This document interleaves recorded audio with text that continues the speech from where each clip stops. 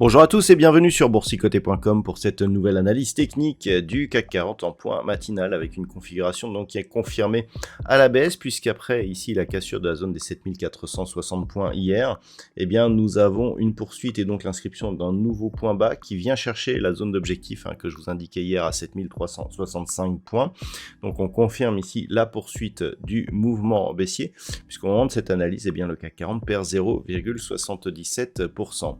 Au niveau des indicateurs techniques, eh bien c'est forcément baissier. Les histogrammes du MACD sont toujours sur une progression négative dans la partie inférieure de leur zone d'évolution. On a une pression qui s'exerce ici d'un point de vue temporaire sur le RSI en version dynamique.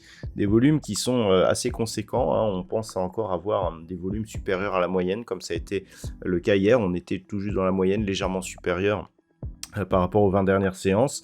Et donc ce qui nous montre que par rapport justement à ce que l'on avait avant, à savoir ici une phase de neutralisation avec une baisse des volumes, eh bien ils sont en train de re-augmenter, ce qui nourrit donc la conviction baissière sur ce mouvement. Au niveau du palmarès des valeurs, nous avons quelques valeurs en hausse à l'image de Société Générale qui surnage avec un gain de plus 7,6%, suivi par Airbus plus de 45 et Stellantis plus 1,85.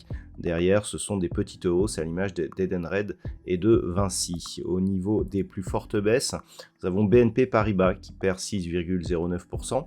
Total Energy, donc une grosse pondération du CAC 40 qui perd 3%. Derrière, Capgemini, ST Micro ou Pernod Ricard sont sur des baisses proches de 2%. Donc on le voit, une forte pondération donc sur Total qui provoque une sous-performance de l'indice parisien par rapport à d'autres indices européens et qui nous ramène donc sur cette zone des 7365 points. Donc c'est un petit peu, je dirais, la zone où tout pourrait basculer puisque, comme je vous l'indiquais hier, nous avons d'un point de vue un peu plus moyen terme une succession de points bas et de points hauts qui reste haussière. Le fait d'attaquer ici cette zone de points bas, puisque c'est la dernière zone de points bas ici de cette dynamique haussière portée par ce support oblique vert, eh bien c'est ce que l'on était en train de faire. Si on attaque cette zone de points bas, on bascule dans une tendance baissière puisqu'il y aurait un point bas inférieur au point bas précédent. Donc c'est un niveau important. Si cette cassure était observée, on a une zone intermédiaire ici à 7310, mais c'est vers 7225 que l'on pourrait se diriger. Donc attention à cette alerte, surtout lorsque l'on voit qu'il y a des volumes qui nourrissent cette baisse, eh bien c'est un scénario qui est tout à fait possible. Si les cours rebondissent, il faudrait au minimum revenir au-delà des 7460 points pour sortir de cette zone d'alerte.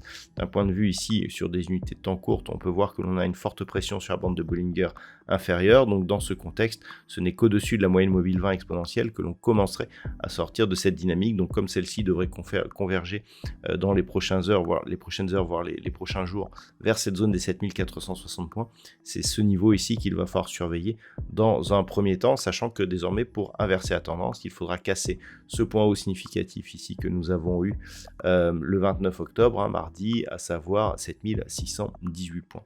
Voilà donc ce que l'on peut dire pour aujourd'hui sur cette configuration technique. D'un point de vue macroéconomique, on sera sur une séance, donc la dernière séance du mois, qui sera relativement riche en données macroéconomiques. Donc nous avons eu le PMI manufacturier en Chine qui s'est révélé légèrement supérieur à ce qui était attendu. Nous avons eu la Banque centrale du Japon qui a communiqué sur l'évolution de ses taux d'intérêt dans la nuit, des taux qui restent stables, donc très légèrement positifs. Et puis nous avons eu les chiffres de l'inflation ce matin qui se sont révélés dans le consensus, donc 0,2% en mensuel, 1,2% en annuel, donc c'est stable. Et nous aurons dans quelques minutes les chiffres de l'inflation pour la zone euro, donc qui seront diffusés à 11h. Ils sont attendus à 1,9%.